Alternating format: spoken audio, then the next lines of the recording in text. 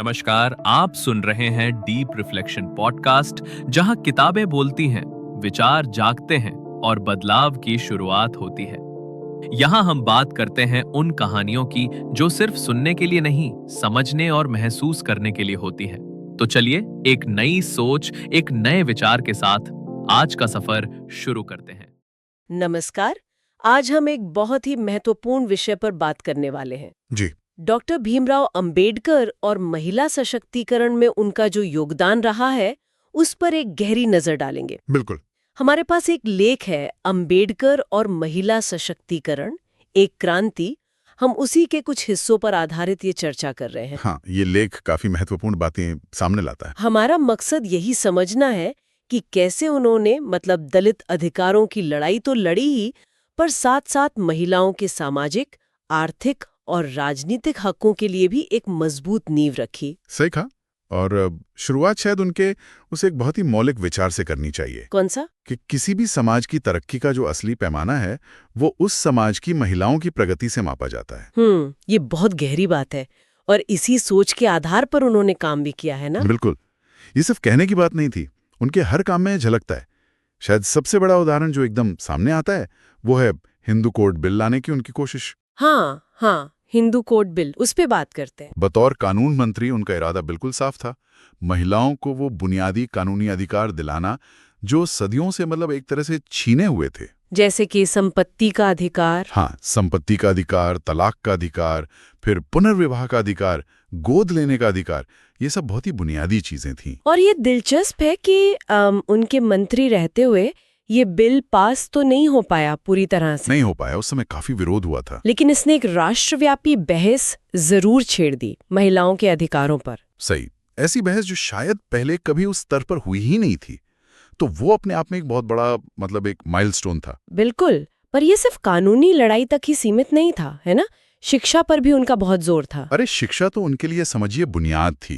वो मानते थे कि शिक्षा सिर्फ अक्षर ज्ञान नहीं है, ये सामाजिक और खासकर मानसिक गुलामी से आजादी पाने का सबसे पहला और सबसे जरूरी हथियार है। खासकर महिलाओं के लिए। बिल्कुल। खासकर उन महिलाओं के लिए जिन्हें जानबूझकर ज्ञान से दूर रखकर ही दबाया गया था।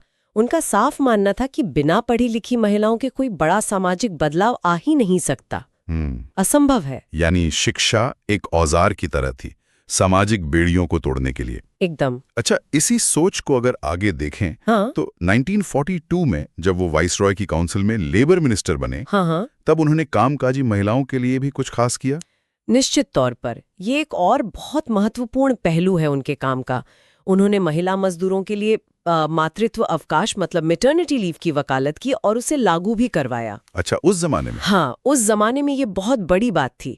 साथ ही काम के घंटे निश्चित हों, काम करने की जगह पर सुरक्षा हो, दूसरी सुविधाएं हो, इन सब पर उन्होंने बहुत जोर दिया।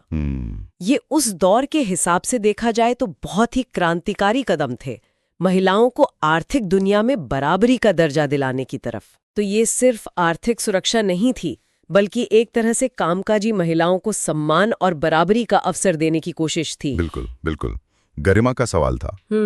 लेकिन उनका संघर्ष सिर्फ कानून या काम तक ही नहीं रुका। उन्होंने महिलाओं को सामाजिक और राजनीतिक तौर पर भी जगाने की कोशिश की। हाँ, ये भी उतना ही जरूरी हिस्सा है।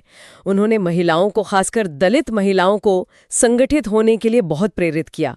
जैसे 1942 में नागपुर में एक बड़ा दलित महिला सम्मेलन हुआ था। हाँ, मैंने पढ़ा है उसके बारे में। वहां उन्होंने महिलाओं से कहा कि अन्याय के खिलाफ, छुआछूत के खिलाफ खुलकर बोलो, आवाज उठाओ। उनका वो मशहूर नारा है ना, शिक्षित बनो, संगठित रहो, संघर्ष करो।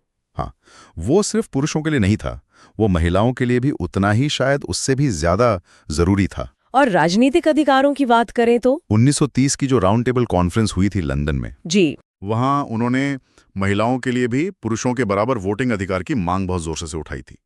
वो मानते थे कि भाई राजनीतिक भागीदारी के बिना सच्ची आजादी तो मिल ही नहीं सकती।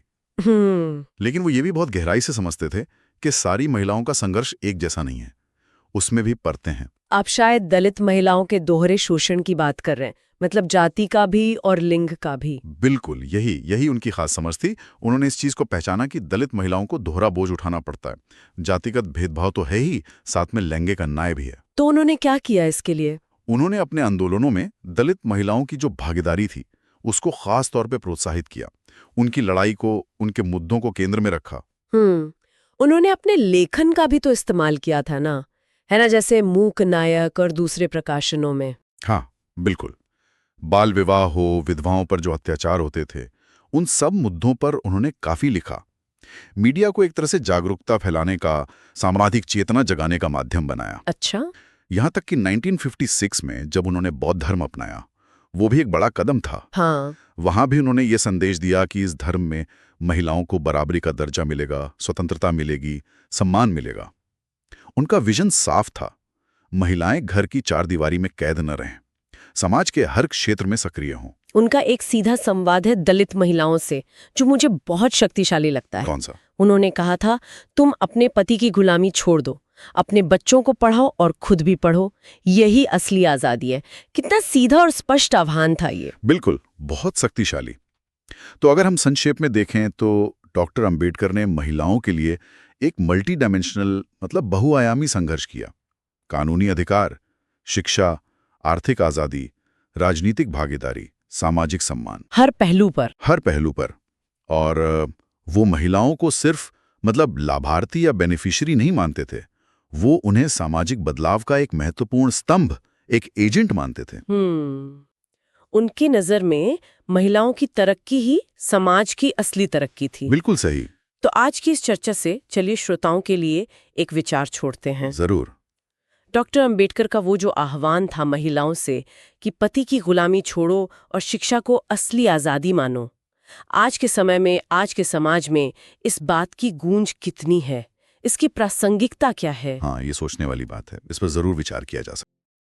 तो ये था आज का एपिसोड डीप रिफ्लेक्शन से, जहां हर आवाज है बदलाव की शुरुआत। अगर ये एपिसोड आपको अच्छा लगा हो तो इसे लाइक करें, शेयर करें और चैनल को सब्सक्राइब जरूर करें। अगले एपिसोड में फिर मिलेंगे, एक नई किताब, एक नया विचार और कुछ गहराई भरी बातें लेकर। तब तक के लिए सोचते रहिए, जुड़ते रहिए डीप रिफ्लेक्शन के साथ। डीप रिफ्लेक्शन, जहां सोच शब्द बनती है और शब्द क्रांति।